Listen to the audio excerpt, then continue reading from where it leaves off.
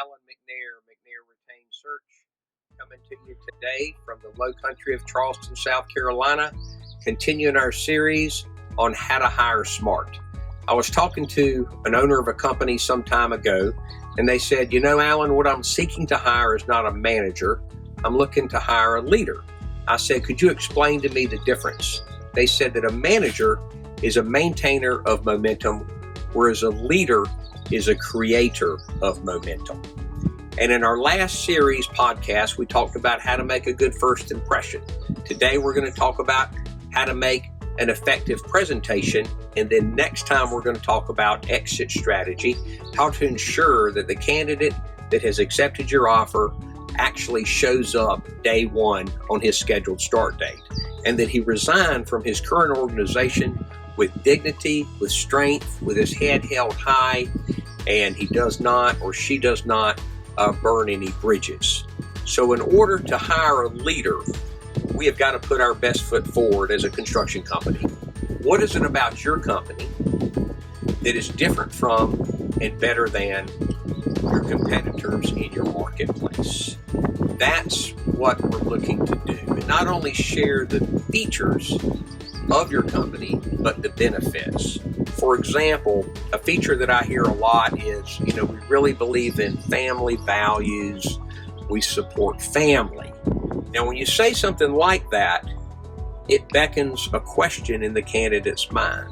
And that question is, so what? How do you do that? So what you in turn do is you share a real example. You share a story on how you support family values. For example, a couple weeks ago, I hired a CEO for a contractor. Because of the COVID-19 crisis, normally the last interview would have been dinner with the spouses. Because dinner is a little bit of a hazard these days and uncomfortable for a lot of folks, that never happened. But he went ahead and accepted the position. And did you know that the very next morning that at their doorstep arrived a giant bouquet of beautiful flowers with a handwritten note welcoming the spouse to the new organization and the family. And it really, really touched her. So just the little extras like that can make a really, really big difference. Another example would be we support families. We support those that have served in the military. I had a candidate a number of years ago. I said, if you were to make a change other than money, what would it be? Because we're always looking for an intrinsic value. We all know that money alone is not a good reason to make a change. And he says, yeah, I'd make a change, and I'll tell you why. He says, I've been here 16 years. I served in the military for 5 years. I had 2 tours of duty in Iraq. And 16 Veterans Days have come and gone, and I have not been recognized by our owner. He has not said one word to me for 16 years in a row. He said, and because of that, he says, I'm fed up with it. So another example there would be benefits. If you say you support family, if you say you support those that have served, then how does that play out? What is an example you can think of in your organization, of your company? And then you can give that example to the future leader that you seek to hire. Another feature that I hear a lot is career development. We help folks develop their career. Well, what does that look like? What is a benefit of that? Obviously, a benefit of that is that we help folks develop their career so they can be fulfilled, they can reach their full potential, and they can contribute to the whole in the fullest way possible. Here's an idea that I'm seeing clients use from time to time that is, I think, very, very effective, and it's true, and it comes from the heart. And that is, if you meet a candidate, you like them, you want to go to the next interview, give them a homework assignment. Have them write a paragraph on their career goals and ambitions.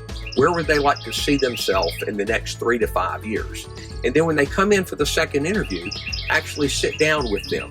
Talk to them about their career. Talk to them about how you'd like to be able to help them achieve their goals and what you're willing to do to pull that off.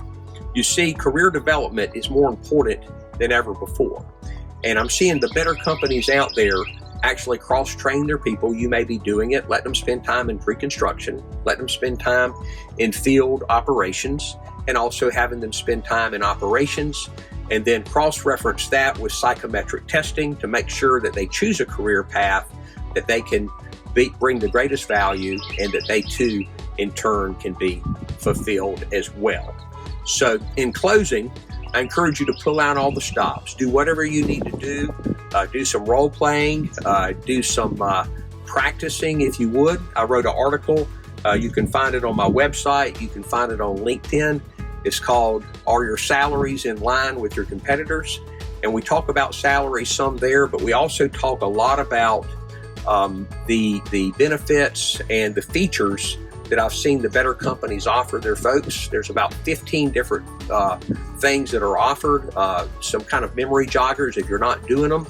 If it's within your budget and it fits your culture, I encourage you to implement some of those, and then not only sell the features of your organization, but sell the benefits. So thank you for listening. Have a great day. Alan MacNair signing off, MacNair Retained Search. Follow us on Twitter, follow us on LinkedIn. Have a good day.